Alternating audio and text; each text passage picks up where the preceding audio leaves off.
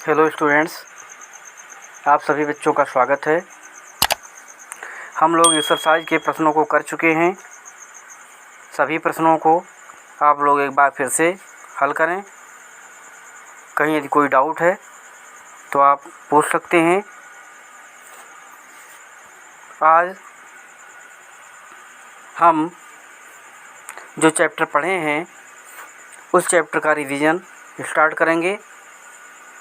यहाँ पर आपको रिवीजन हेडिंग डाला गया है।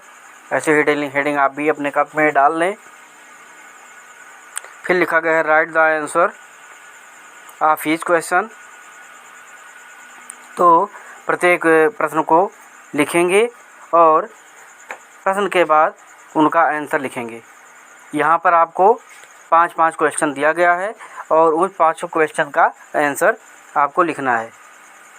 क्वेश्चन नंबर 1 में दिया गया है प्रकाश क्या है, इसका आपको डेफिनेशन लिखना है। क्वेश्चन नंबर 2 में है गोलीय दर्पणों से कौन कौन से प्रतिबिंब बनते हैं, ये क्वेश्चन नंबर 2 है।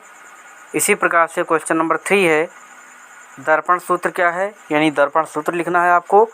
क्वेश्चन नंबर 4 के अनुसार फोकस दूरी तथा वक्रता त्रिज्या में क्या संबंध है, अर्थात वक्रता त्रिज्या r और फोकस दूरी f में संबंध ज्ञात करना है।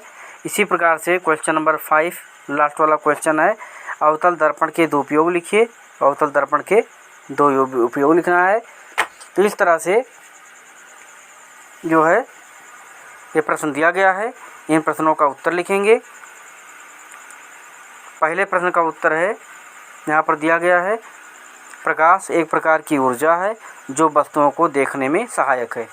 प्रकाश का डिफिनीसन है, एक लाइन का डिफिनीसन है, आप इसको लिखेंगे तुरंत याद कर लेंगे, याद हो जाएगा, बहुत ही आसान है। प्रकाश क्या है, प्रकाश एक प्रकार की ऊर्जा है जो वस्तुओं को देखने में सहायक है। क्वेश्चन नंबर 2 पूछ रहा है कि गोलीय दर्पण से किस प्रकार के प्रतिबिंब बनते हैं। तो गोलीय दर्पण के द्वारा वास्तविक और आभासी 2 प्रतिबिंब बनते हैं। ये हमको याद रखना है कि 2 प्रतिबिंब वास्तविक और आभासी बनते हैं। इसके बाद आंसर नंबर 3 क्वेश्चन पूछा गया है कि दर्पण सूत्र क्या है।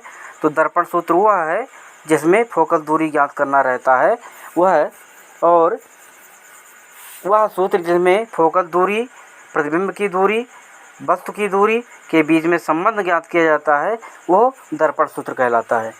तो 1/f = 1/v + 1/u, ये आपका दर्पण सूत्र कहलाता है। 1/f = 1/v + 1/u। Question number 4 वक्रता त्रिज्या और फोकस दूरी में संबंध पूछ रहा है।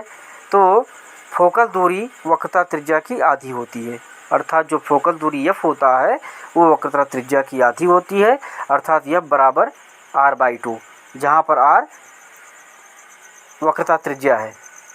फिर पूछा गया है कि अवतल दर्पण के 2 उपयोग। तो इसके 2 उपयोग आप लिख देंगे, आपको लिखाया गया है, इसको आपसे फिर से रिवाइज कर लें।